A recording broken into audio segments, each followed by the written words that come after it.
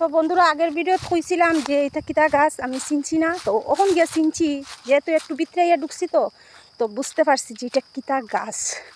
তো আমি নাম কইয়ার না, তোমরা একটু কইও এটা কিতা গাছ। আর দেখো আজকে প্রথমবার তোমরা দেখাই, আর আমি নিজেও দেখিয়া ঠিক আছে। দেখো প্রথমবার এরকম মানে দেখলাম আর কি, ওই যে কষ দেখিয়া রবার তৈরি হয়। আরও আছে আরও দেখাই। আর দেখো ওই দেখো খস ফড়ের, দেখছো কত খস ফড়ের, বাহ কি সুন্দর।